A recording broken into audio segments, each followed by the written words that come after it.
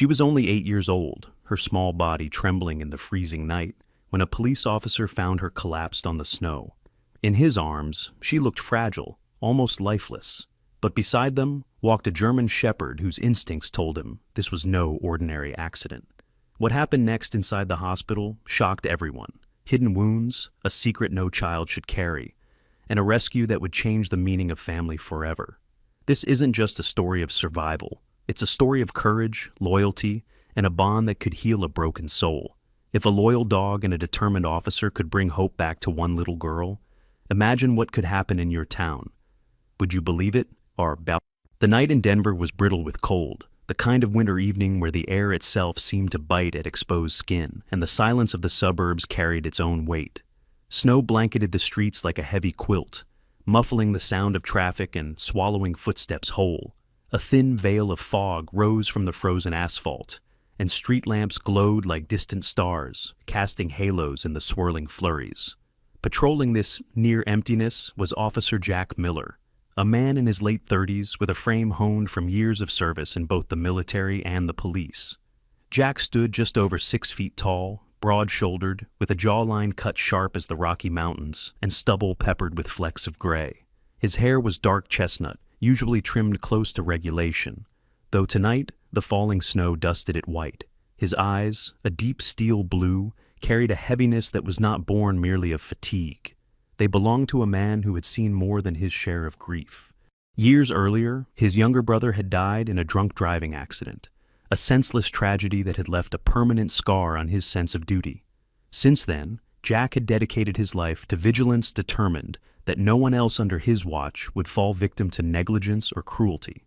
Though outwardly stoic, inside him lived a fire of protectiveness that often startled those who assumed his quietness meant detachment. At his side walked Rex, a German Shepherd K-9 officer nearing 6 years old. Rex's coat was a deep sable shadows of black covering his back, with patches of warm tan glowing under the streetlights. His amber eyes seemed almost human in their intelligence, alert and watchful, his large frame rippling with strength honed by countless hours of training. Yet his gait betrayed not just power, but grace, the movement of a guardian who understood the fragility of the world he patrolled. Rex had served with Jack for nearly 3 years, and in that time, the bond between them had deepened beyond command and obedience. It was something unspoken, something that resembled trust forged in the crucible of shared danger. To Jack, Rex wasn't just a partner, he was family. The night was quiet, their boots and paws crunching softly in the snow as they walked along the outskirts of the neighborhood. Houses sat hunched and dark, their windows lit faintly by the glow of televisions or fireplaces. Jack tugged his jacket closer around him, his breath forming plumes of mist that dissolved into the night. Then came the sound, so faint he almost doubted his ears. A cry. It wasn't the cry of a fox, nor the distant yelp of a coyote. This was different. It was fragile, weak, trembling, as though the very act of calling out required strength almost spent. Jack froze, head tilting toward the sound. Rex stopped too, ears pricked like sharpened blades, his muscles tensing with instinct. The cry came again, a little louder this time, but still broken, as if the one making it had little air left to give. "Easy, boy," Jack whispered, though his own pulse quickened. He unclipped the flashlight from his belt and gestured. "Find!" Rex leapt forward, nose low, weaving through the thin drifts of snow with purpose. Jack followed closely, the beam of light bouncing across frosted lawns and icy sidewalks. The sound guided them down a narrow street that sloped toward a small patch of woods. The snow was deeper here, untouched, and near the edge of the trees, the flashlight's beam caught something movement. There, crumpled against the white earth, was a small figure. Jack's chest tightened as he rushed forward. A bicycle lay twisted nearby, its metal frame bent awkwardly, one wheel still faintly spinning. The child couldn't have been more than 8 years old. She was small for her age, pale as the snow around her, her dark brown hair tangled and dusted white from the storm. Her cheeks were blotched with both cold and bruising, and her clothes, a thin worn jacket over a faded pink sweater, were entirely inadequate for the bitter night. Her knees were scraped raw, one leg bent at an odd angle beneath her, and her hands clutched weakly at the snow, as though she'd tried to crawl for help before collapsing. "God!" Jack muttered, dropping to his knees. "Sweetheart, can you hear me?" Her lips moved, but no words came out. Only a whimper so faint it made Jack's throat tighten. Rex circled once, then pressed himself close to her side, lying down to share his body warmth. His tail lay still, his ears flattened with concern, but his steady presence seemed to calm her shallow breaths. Jack touched her forehead. It was icy, far too cold. He checked her pulse, weak, thready. He knew immediately she was hypothermic, shock pulling her deeper into unconsciousness. The bruises across her arms, some fresh and some older, told a story Jack didn't want to consider, not yet. He scooped her gently into his arms. She was feather light, far too light for a child her age, her bones pressing sharply against him. Her head lolled against his shoulder, and her breath fluttered against his neck like a whisper. "Hang on, Emily," Jack murmured without realizing he had spoken her name. He didn't know how he knew it, only that it fit this fragile child in his arms. Later, he would learn her name truly was Emily, but in that moment, it was instinct, as if fate itself had whispered it to him. Rex trotted beside him, glancing up with urgency in his eyes, as if urging Jack to hurry. Jack carried her quickly back toward the patrol car, boots crunching through snow, heart pounding with dread. Each second felt stolen, every breath of the girl a fragile thread threatening to snap. He flung open the back door, laying her carefully across the seat, before throwing his jacket over her small body. Rex leapt in beside her, curling his body protectively against hers, his warmth a shield between her and the cold. Sliding into the driver's seat, Jack flicked on the siren. Red and blue lights cut through the snowfall, scattering shadows as he sped toward St. Mary's Hospital, the nearest emergency center. The streets, normally quiet, seemed to open before him as if the city itself understood the urgency. His knuckles whitened on the steering wheel, eyes darting back to the rearview mirror where Rex's head lay across Emily's chest, watching her intently, ears twitching at every shallow breath. "Stay with me, kid," Jack muttered under his breath, voice breaking despite himself. "Just stay with me." The city blurred by in streaks of light and shadow. Inside the car, time collapsed into the sound of sirens, the rhythm of Jack's pounding heart, and the faint whimper of a child who had already suffered more than she should. And as the hospital came into view, its lights glowing against the black sky like a promise, Jack realized this night was only the beginning of something far larger than either he or Rex could yet comprehend. The automatic glass doors of St. Mary's Hospital slid open with a hiss as Jack Miller barreled inside, his arms cradling the frail body of Emily. The fluorescent lights above made the hospital lobby glow stark and unforgiving, reflecting off the polished linoleum floors. The warmth inside was a sudden contrast to the brutal cold of the Denver night, yet Emily's skin against Jack's chest was still icy. "Help! Somebody please!" Jack's voice cracked, rough and desperate, as he stumbled toward the reception desk. His usually steady tone, so often calm in crisis, was ragged now, almost pleading. Beside him, Rex surged forward, his paws tapping sharply against the floor. His thick fur was dusted white from snow, and his deep bark reverberated across the lobby like a siren of its own. People turned, some gasped. A child clutched at her mother's hand, wide-eyed, as the German shepherd bounded ahead, then circled back to Jack, as though demanding the staff move faster. The young receptionist on duty was Caroline Hayes, barely 24, with auburn hair pulled into a messy bun and a smattering of freckles across her pale skin. She was slender, wearing a pale blue uniform jacket over scrubs that were slightly too big for her. Caroline had chosen night shifts because she was still in nursing school, her dream to become a pediatric nurse. Normally, she was timid when chaos struck, but something about the sight of the officer and his dog jolted her into action. "Oh my God!" Caroline gasped, leaping up from her chair. "We need a gurney, now!" From the double doors at the far end of the hall, two figures rushed forward. The first was Dr. Samuel Grant, a man in his early 50s whose salt and pepper hair was always just a little untidy, like he ran his hand through it more often than he combed it. He was tall, lean, with sharp cheekbones that made his face look sterner than he truly was. His hazel eyes, though often weary from decades of night shifts, carried a depth of compassion.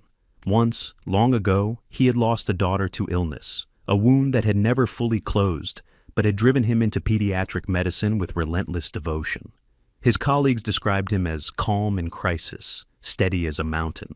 though under the surface, every injured child he saw reopened a private ache. Beside him hurried Nurse Linda Morales, a woman in her mid-30s with warm brown skin, curly black hair pulled into a tight bun, and a sturdy build that radiated competence. Linda was known for her brisk efficiency, but also for her gentle humor that could calm even the most frightened patient. She had grown up the eldest of 5 siblings, used to caring for younger ones, and it showed in her instinctive nurturing manner. Jack laid Emily down on the gurney they pushed toward him, his hands trembling slightly as he pulled his jacket back. The girl's pale face, lips tinged bluish, made even hardened staff catch their breath. Her sweater was torn at the shoulder, revealing bruises along her collarbone. Some were fresh purple and red, but others had yellowed with time. Dr. Grant's sharp gaze caught them immediately. He pressed his stethoscope to Emily's chest, his brow furrowing at the weak rhythm of her breathing. Hypothermic. She's ice cold. Pulse is faint. Get her to Trauma 1. Move! Rex barked, running alongside the gurney as they pushed it through swinging doors.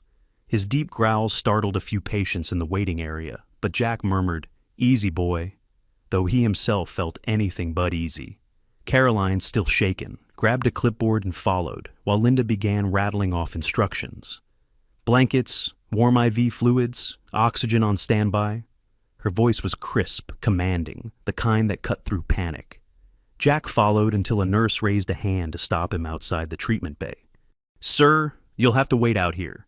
But Rex bristled at being left behind, his hackles rising. He let out a sharp bark, planting himself by the door. His amber eyes glared, and his body blocked anyone from closing the space between him and Emily. "Let him stay," Jack said hoarsely, his voice low but firm. "He's her partner now." The nurse hesitated, then nodded reluctantly, leaving Rex to settle by the corner of the room, lying down but watchful, ears flicking at every sound. Inside, Dr. Grant worked swiftly. He placed an oxygen mask over Emily's mouth, adjusting the flow as her chest rose and fell shallowly. He and Linda cut away her sweater, revealing more bruises scattered along her ribs and arms. "These are not all from a fall," Dr. Grant muttered darkly, his tone professional yet edged with sorrow. Jack overheard, his jaw tightening. "What do you mean?" The doctor looked up briefly, his eyes grim. "Some of these are old, at least weeks, maybe months, different stages of healing." Jack's stomach sank. His instincts from the snowy roadside, that this child's story went far beyond an accident, were now confirmed. He glanced toward Rex, who gave a low, uneasy growl, as if sensing the weight of the revelation. Linda's hands moved quickly, slipping a line into Emily's small arm, wrapping her in warm blankets, murmuring softly though the child was unconscious. "Stay with us, sweetheart. You're safe now." Caroline lingered near the doorway, her eyes wide with both fear and awe. She had seen emergencies before, but something about this little girl's frailty, contrasted with the fierce protectiveness of the officer and his dog, left her shaken. Jack stood stiffly, fists clenched at his sides, his breath still uneven. The sterile brightness of the hospital couldn't chase away the image of Emily's bruised arms or the way she had whimpered against his chest. He had carried countless victims to help before, but tonight was different. Tonight, something deeper had ignited an unshakable promise to uncover the truth and protect her. Dr. Grant finally stepped back, sighing as he noted the monitors stabilizing slightly. "She's responding. Still critical, but the warmth and oxygen are helping. We'll keep her under observation." His eyes shifted back to Jack. "Officer, I'll need to speak with you once she's stable." Jack gave a short nod, though his gaze remained locked on Emily. "I'll be here." Rex shifted, placing his head gently on the side of the gurney, his body stretched protectively across the floor. The sight made Linda pause, softening despite the rush of her duties. She whispered almost to herself, "Looks like she already has her guardian angel." Jack heard it, and for the first time that night, a flicker of warmth pierced through his fear. But as he stared at the child, fragile yet fighting, the bruises etched into her skin screamed louder than her faint breaths. This was no mere accident, and Jack Miller, with Rex at his side, knew he would not rest until he uncovered the truth. The night in St. Mary's Hospital dragged on slowly. Outside, snow still fell, drifting against the tall glass windows of the emergency wing, while the city of Denver slept under its heavy winter blanket. Inside, the hum of machines and the occasional squeak of nurses' shoes filled the air. The harsh smell of antiseptic hung everywhere, sharp and unforgiving, but within the small recovery room, a fragile calm had settled. Emily lay beneath white sheets, her small frame nearly swallowed by the hospital bed. Her brown hair was brushed back now, revealing a delicate face far too pale for a child her age. Monitors blinked softly beside her, tracing the rhythm of a heart that, though weak, still fought. A stuffed bear from the pediatric ward sat on her pillow, but it was Rex, lying stretched out on the floor, with his head resting against the side of her bed, that gave her true comfort. Jack Miller sat nearby in a chair that groaned under his broad frame. His uniform jacket was draped over the armrest, his shirt sleeves rolled to the elbow. In the harsh fluorescent light, the lines on his face seemed deeper etched by years of long nights, close calls, and memories that haunted more than healed. He leaned forward, elbows on his knees, hands clasped, as if bracing himself for what was to come. The door creaked open softly. Nurse Hannah Klein, who had been assigned to Emily's care, entered quietly with a clipboard in hand. Hannah was in her late 20s, with shoulder-length blonde hair tucked behind her ears and a round, open face that radiated patience. She had a stocky build, freckles scattered across her nose, and a kind of calm steadiness that often made children trust her quickly. She had once dreamed of becoming a teacher, but after her younger brother suffered a long illness, she had chosen nursing instead, determined to be the kind of presence that had comforted her own family during those dark times. "She's stable for now," Hannah said softly, glancing at Jack. "Her vitals are improving. The hypothermia is under control. She should wake soon." Jack nodded, his jaw tightening slightly. "Thank you." Rex's ears flicked up at the sound of footsteps, but when Hannah gave him a reassuring smile, he relaxed, his tail giving a faint wag before settling back into stillness. The room grew quiet again, save for the steady beeping of machines. And then, a small movement, Emily stirred, her fingers twitching against the blanket. Her eyelids fluttered, and slowly, with effort, she opened them. Her gaze first landed on the ceiling, then drifted to the unfamiliar room, and panic threatened to rise. But her eyes caught Rex, lying so close that she could feel the warmth radiating from his body. The big dog lifted his head, amber eyes meeting hers, and gave a soft whine. Emily's lips trembled, but she exhaled shakily, her body relaxing just a little. She reached out a weak hand, her small fingers brushing against Rex's fur. He shifted closer, nuzzling her hand gently. "You're okay," Jack said softly, leaning forward. "You're safe now." Emily blinked at him, studying his face, the hard lines softened by concern. She looked at Rex again, then back at Jack. Her voice was barely above a whisper, raspy from exhaustion. "I thought nobody would come." Jack's throat tightened. "We came, me and Rex. We found you." The dog gave another small whine, resting his chin against the bed. His eyes locked on Emily, as if promising she wasn't alone. Hannah checked her vitals, then, with a reassuring pat on Jack's shoulder, slipped out of the room to give them space. Jack leaned closer, his voice gentle, patient. "Emily, can you tell me what happened? Was it just the bike accident?" For a moment, silence stretched. Emily's eyes darted away, staring at the wall as if it held secrets too heavy for her small frame. Then, trembling, she shook her head. "No," she whispered. Jack stayed quiet, letting her take her time. Rex's tail thumped softly, a steady rhythm that seemed to give her courage. She leaves me alone," Emily said at last, tears pooling in her eyes. "Sometimes for days, no food, just the basement." She locks the door. Jack's chest clenched. "Who, Emily?" "My aunt," Emily murmured. "Karen, she said no one would care, that I was just trouble." Her small hands curled into fists, the memory tightening her fragile body. Jack's eyes darkened, fury flashing behind his calm exterior. He had heard many stories in his career, but each time it cut deep. The thought of this frail child locked away in cold darkness while the world carried on above her, unforgivable. "Did she hurt you?" he asked gently. Emily hesitated, then nodded faintly, pulling the blanket closer around her. "Sometimes, when she was mad, or when she thought I ate too much."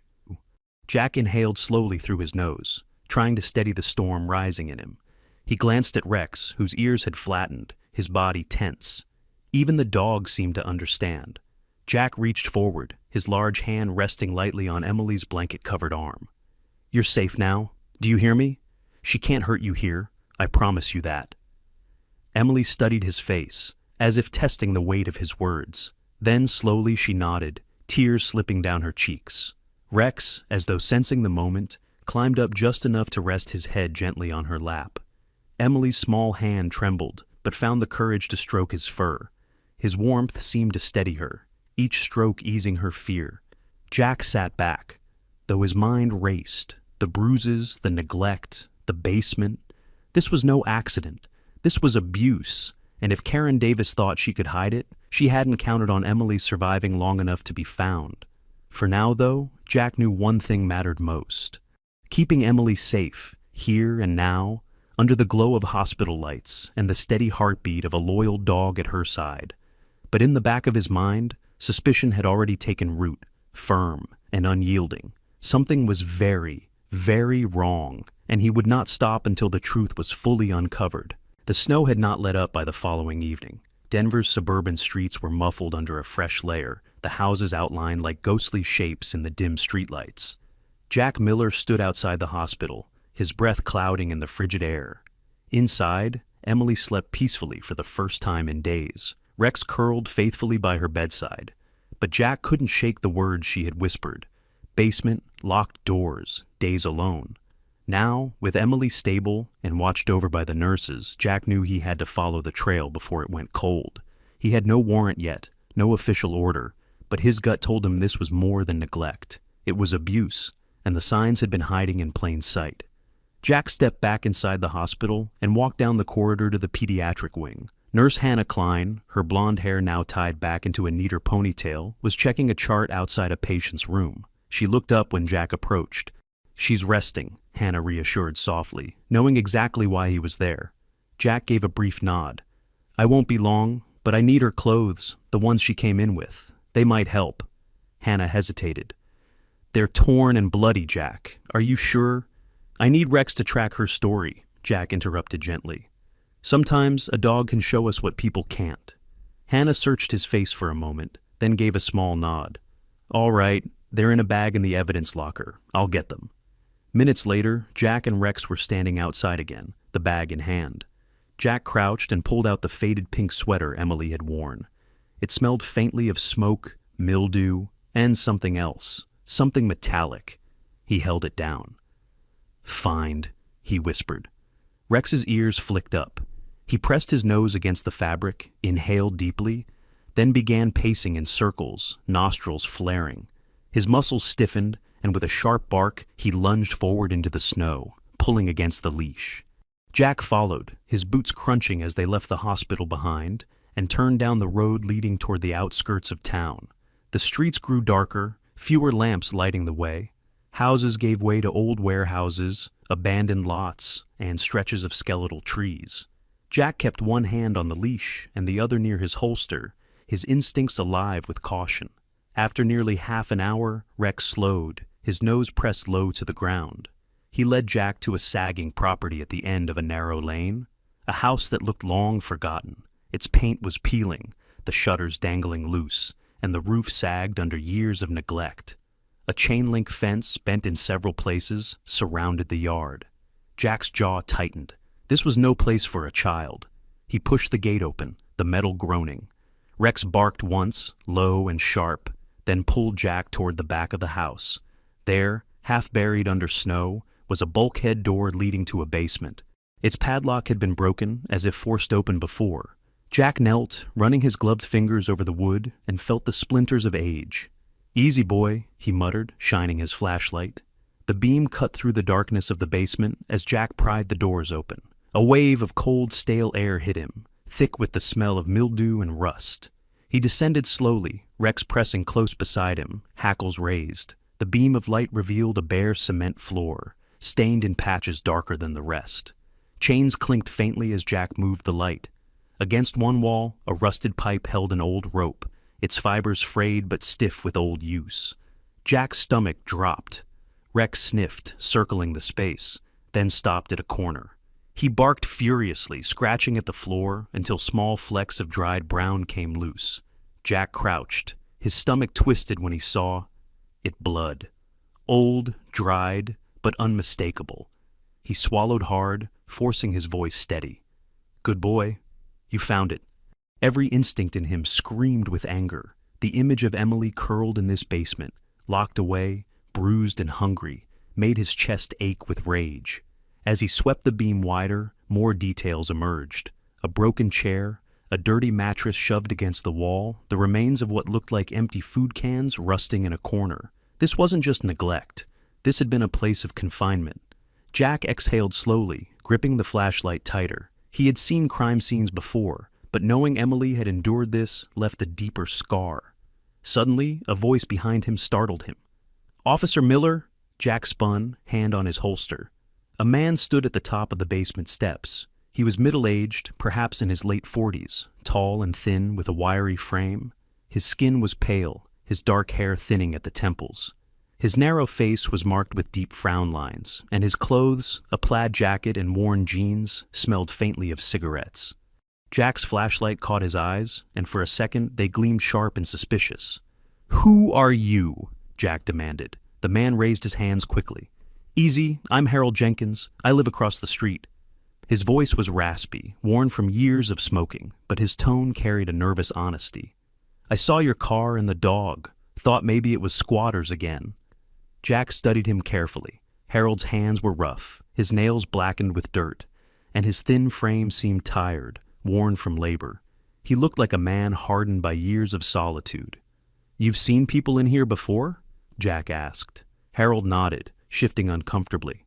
"Not lately, but I saw that woman, dark hair, sharp face, always wore a red coat, coming here with the little girl. Never stayed long, though, dropped her and left. Didn't want to get involved, but—" He hesitated, shame flickering across his features. "I should have called someone." Jack's pulse spiked. The description fit Karen. He tightened his grip on the flashlight. "You did the right thing telling me now." Harold looked away, his jaw clenched. "World's cruel enough without people hurting kids. I lost my boy years ago. Car accident. Can't stand seeing kids suffer." For a moment, Jack's own grief surfaced. His brother, gone too soon. Two men bound by loss, standing in a basement that reeked of suffering. Rex growled softly, pulling Jack back to the present. He focused on the rope, the stains, the broken mattress. This wasn't just hearsay anymore. It was evidence. Jack stood, squaring his shoulders. "This basement tells me everything I need. Emily wasn't just neglected. She was imprisoned here." Harold lowered his eyes, guilt pressing him down. Jack reached down, resting a hand on Rex's back. The German shepherd's body vibrated with tension, his ears pricked, as if the dog too understood the enormity of what they had uncovered. The investigation had only begun, but one thing was clear. Emily's life had been marked by cruelty far deeper than a fall in the snow. And now, Jack and Rex had the proof to bring her truth into the light. The morning after his discovery in the basement, Jack Miller stood outside a modest, weather-worn duplex on the outskirts of Denver. The house looked ordinary at first glance. Pale yellow paint, peeling near the corners, lace curtains in the window, and a wind chime clinking faintly against the icy air. But Jack's instincts told him there was nothing ordinary about what went on inside. Beside him, Rex stood tall and rigid, his sable and tan coat bristling under the cold morning sun. His amber eyes were locked on the front door, his low growl vibrating like distant thunder. Jack laid a gloved hand on the dog's neck, grounding himself with Rex's steady strength. The door opened before Jack even knocked. Karen Davis filled the frame, a woman of about 40 with a narrow frame and sharp edges to her posture, as though she was always bracing for a fight. Her dark brown hair was cut bluntly at the shoulders, strands streaked with premature gray. Her face was striking but hardened, cheekbones prominent, lips thin, and eyes a cold shade of hazel that flickered with suspicion. She wore a crimson cardigan over a fitted black blouse and jeans. Her nails painted a glossy red that caught the morning light. "Officer Miller," Karen said flatly, her tone laced with annoyance rather than surprise. "What brings you here?" Jack's voice was calm, measured, though his jaw was tight. "We need to talk about Emily." Karen's lips curved into a smile that didn't touch her eyes. Ah, the little brat found herself in trouble again, didn't she? She's always been clumsy. At that, Rex's growl deepened, the sound reverberating in his chest like warning bells. His ears pinned back, teeth flashing just slightly. Jack gave him a quiet signal to hold, though the tension in the dog mirrored his own. "Emily isn't clumsy," Jack said evenly. "She's covered in bruises, old ones, different stages of healing. That doesn't come from a fall off a bike." Karen's eyes narrowed, but she tilted her head with practiced poise. "Children bruise easily. She's dramatic, always has been. You know how kids can tell a sob story to get attention." Jack took a step closer, his broad shoulders blocking the doorway. The steel blue of his eyes cut into her mask. "She told me about the basement." For the first time, Karen's carefully sculpted composure cracked. Her pupils flared, her fingers tightened around the edge of the doorframe. But just as quickly, she laughed, a hollow sound that grated against the morning air. "Basement?" she scoffed. "That place hasn't been used in years. Probably some make-believe fantasy she cooked up. That girl's always been trouble, officer. After her parents passed, she was dumped on me. I had no choice. You think I wanted the burden?" Rex lunged a step forward, barking sharply, the sound echoing down the quiet street. Karen flinched, retreating half a step before regaining her footing. She glared at the dog. "Keep that animal under control." Jack's voice dropped, controlled fury simmering beneath the calm. "He knows when someone's lying." Karen folded her arms, her long nails tapping against her sleeve. "I don't have to stand here and be accused in my own home. If Emily wants to spin fairy tales, that's on her. But you don't have proof, officer." Jack's hand twitched near his belt where his badge hung. "I saw the rope, the stains, the mattress. I spoke with your neighbor. He saw you bringing Emily there." Karen's breath caught just for a second, but long enough for Jack to see the truth slip through. "You can't prove those things are mine," she snapped.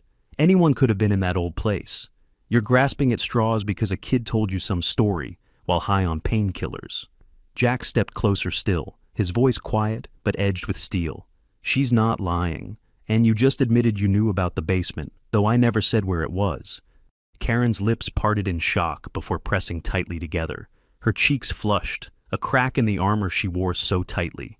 The front door creaked, and behind Jack came a small, fragile voice. "Please, don't let her take me." Jack turned sharply. Emily stood a few feet back, wrapped in a hospital blanket, her small body trembling in the cold. Hannah Klein, the young nurse, had insisted on driving her here with Jack so she could confront her fear and be heard. Hannah stood protectively behind her now, her round face pale with worry. Emily's big brown eyes fixed on Karen, brimming with tears. "She hurt me. She locked me in the dark." Karen's composure finally cracked fully, anger seeping through. "Ungrateful little liar," she hissed, stepping forward. But before she could take another step, Rex lunged, planting himself between Emily and Karen. His hackles raised, his growl deep and feral, his body taut as a drawn bowstring. His teeth flashed in the sunlight, and for the first time, Karen paled, retreating. Emily fell to her knees, sobbing, her small hands burying themselves in Rex's fur as the dog pressed against her protectively. She clung to him as though he were the only anchor in a storm she could no longer weather alone. Jack crouched beside Emily, his large hand resting on her shoulder. "You're safe now," he murmured. Karen tried to recover her composure, her lips twisting into a sneer. "You think anyone will believe the word of a child over mine? I've done nothing wrong. You're overstepping, officer." Jack rose slowly, his tall frame casting a long shadow across the doorway. "I've seen enough, and so have they." He gestured toward Hannah and Emily, the truth shining raw in the child's tear-streaked face.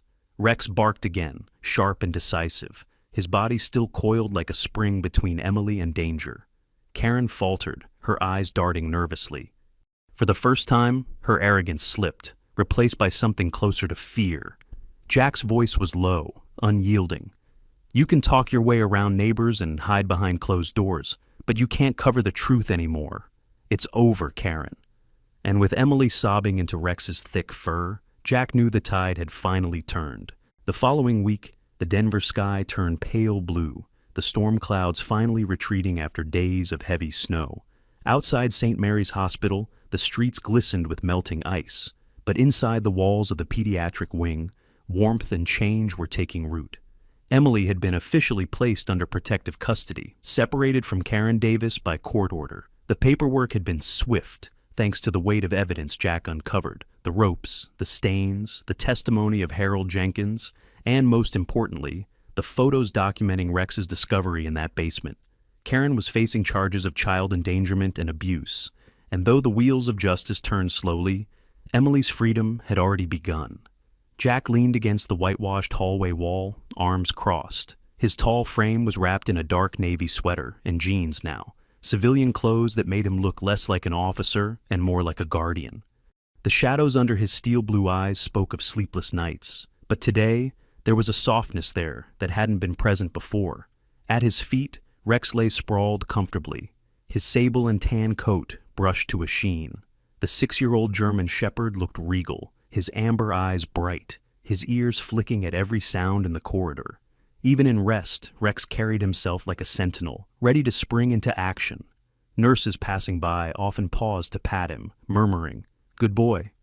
And Rex accepted each touch with calm dignity, though his focus never strayed far from Emily's room. A figure approached, Captain William Harris, Jack's superior and longtime mentor. Captain Harris was a broad man in his mid-50s, his chest still barrel-wide despite the slight stoop of age. His hair was silver, cropped close, and a thick mustache lined his upper lip. His deep-set eyes were weathered by decades of service, but beneath their sternness was an unwavering loyalty to his men. He was known as fair but uncompromising, a man who had risen through the ranks on grit and integrity after losing his partner in a line-of-duty shooting 20 years earlier. That event had hardened him, but it also carved in him a sense of family toward the officers under his command. "Hell of a job, Miller," Harris said, his gravelly voice low but filled with approval. He rested a heavy hand on Jack's shoulder. "You and that dog of yours didn't just save a kid, you exposed something festering in our own backyard." Jack gave a nod, his expression serious. "It wasn't just me. Rex led the way. Without him, I might not have found the basement at all." At the sound of his name, Rex lifted his head, tail swishing once as if acknowledging the compliment. Harris chuckled softly. "That dog's got more sense than half the men I've trained." He grew serious again. "The DA's office wants to push this case fast. Media's already circling. Just be ready." Jack exhaled, glancing toward Emily's door. "As long as she's safe, I'll deal with the rest." Inside the room, Emily sat propped up against a mountain of pillows. Her brown hair had been washed and brushed, falling loosely around her thin face. She wore a pale blue hospital gown, but there was color in her cheeks again, faint but unmistakable. She was drawing quietly with crayons given by Nurse Hannah Klein, her small hand moving carefully over the paper. Hannah stood nearby, tidying up supplies. She had taken to Emily with the tenderness of an older sister, her steady presence giving the child a sense of stability. Today she wore her scrubs with a cheerful pink cardigan, her blonde hair braided loosely over one shoulder. She gave Jack a smile when he peeked in, then returned to her work, respecting Emily's space. Emily looked up as Rex padded in, tail wagging. Her face lit up, a small, shy smile, but genuine. She reached out, dropping the crayon to bury her hands in his thick fur. "Hi, boy," she whispered. Her voice was still quiet, fragile, but the fear that once laced it had eased. Reporters arrived by the second day after Karen's arrest. The story spread quickly. A child found in the snow by a police officer, and his loyal K9, rescued from years of neglect. Local papers splashed photos of Rex sitting proudly beside Emily's hospital bed, the dog's eyes watchful and tender. Headlines read, "Hero Dog Saves Little Girl," and "Officer and K9 Expose Abuse Hidden in Denver Suburbs." The community responded with outrage toward Karen and an outpouring of compassion toward Emily. Flowers, toys, and cards arrived daily at the hospital. A local bakery even delivered trays of cookies decorated with paw prints, a tribute to Rex. One afternoon, a small group of townsfolk gathered outside the hospital to hold a candlelight vigil. Jack stood at the entrance with Rex by his side, watching the flickering lights in the cold air. Among the group was Martha Collins, a retired schoolteacher in her 70s. Martha was petite, with snow-white hair tied in a bun and glasses perched on her nose. She carried herself with quiet dignity, the kind born from a lifetime of teaching children. I taught kids like her for 40 years, Martha said, her voice trembling as she held a candle. No child deserves what Emily went through. But now, thanks to you, and thanks to that brave dog, she has hope again. Jack felt his throat tighten, but he only nodded, his hand resting on Rex's head. The community's response spread even further. Donations poured in for Emily's care. Volunteers offered to foster her until a permanent home was found. And everywhere, the name Rex became synonymous with loyalty and courage. One evening, Jack entered Emily's room to find her laughing softly, an unfamiliar sound until now. Hannah had managed to coax a smile by showing her how Rex rolled over on command. Emily's laughter was quiet, breathy, but it was music in the sterile hospital air. Jack leaned against the doorframe, his arms crossed, watching the scene unfold. He had seen her broken, frightened, and silent. To see her now, even smiling faintly, felt like witnessing a sunrise after a storm. Later, when the room grew quiet again, Emily tugged at his sleeve. Her brown eyes searched his face, filled with cautious trust. Will she ever come back for me?" she asked, voice trembling. Jack crouched beside her, meeting her gaze directly.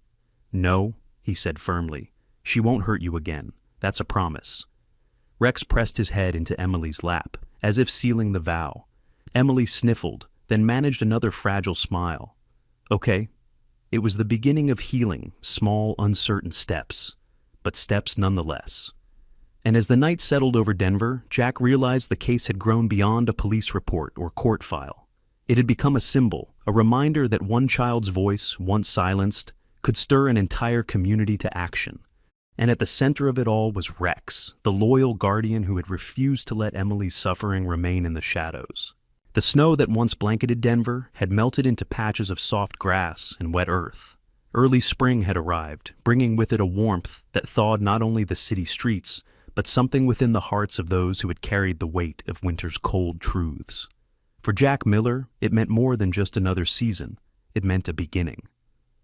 Weeks had passed since Karen Davis's arrest, and Emily was no longer a silent, shivering child hiding beneath blankets.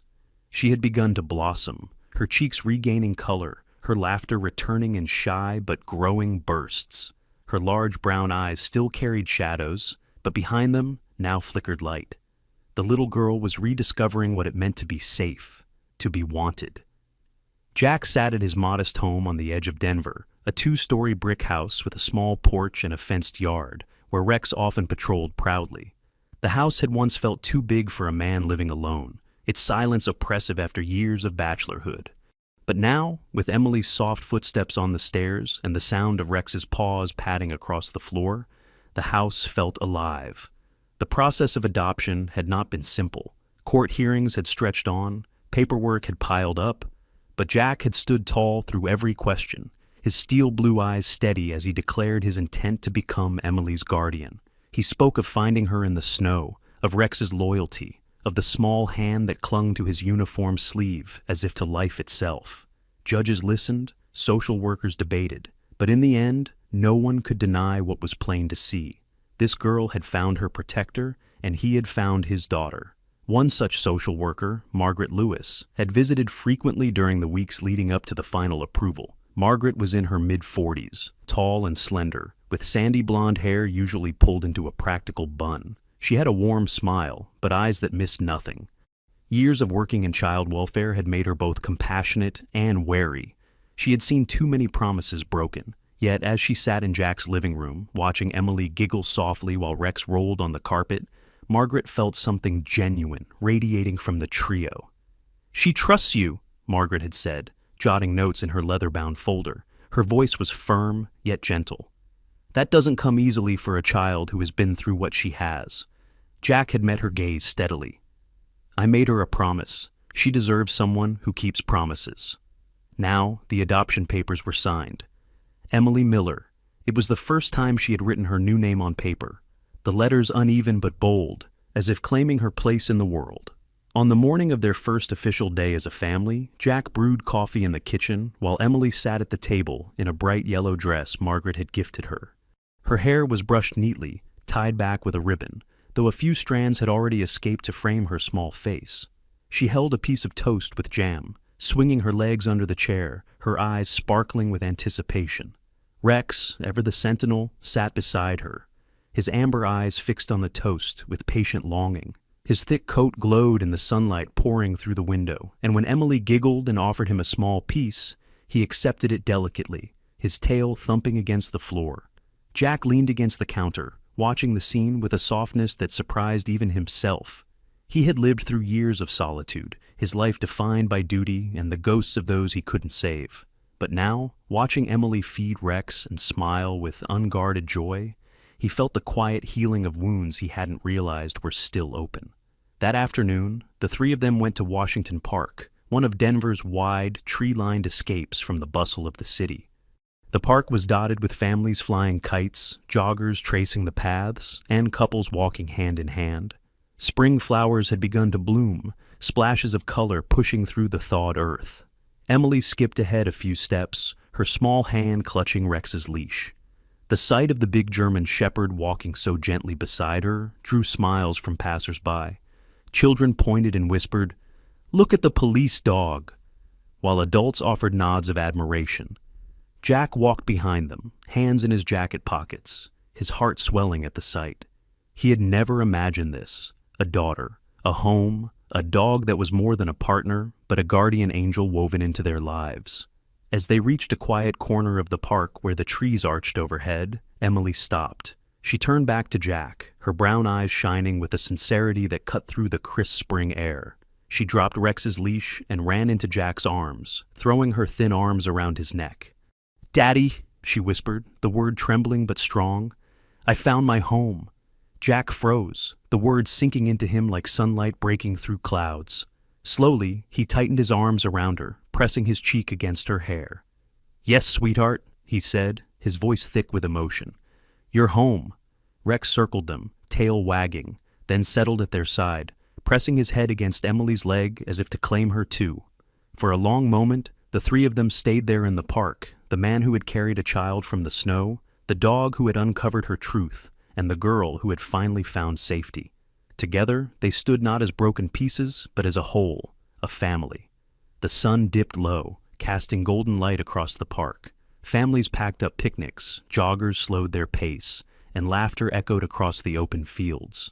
And there, walking side by side, Jack, Emily, and Rex, was a picture of hope. For Emily, it was not the grand gestures that mattered, but the simple ones. A warm meal, a safe bed, a strong hand to hold, and a dog who never left her side. For Jack, it was the quiet knowledge that his promise had become truth. He had not only rescued a child, he had built a home. And for Rex, it was the unspoken bond that had guided him all along: loyalty, courage, and love. The world moved on, but for the three of them, this was a beginning. When Emily whispered that she had finally found her home, it wasn't just a child's relief. It was a miracle woven through the loyalty of a dog, the courage of a police officer, and the unseen hand of God guiding them through the storm. In the darkest night, when no one else heard her cry, God sent Rex and Jack to be the answer to her prayer. And maybe that's the message for all of us, that miracles aren't always thunder and lightning. They are kindness, protection, and the courage to stand for the innocent. Every day we can be someone's miracle, if only we open our eyes and our hearts. If this story touched you, share it with someone who needs hope today. Leave a comment with a prayer for children who still wait for rescue. And don't forget to subscribe, because here we believe in stories where God's love still shines, where faith and loyalty change lives. May God bless you, and may He guide us all to be His hands and feet in a broken world.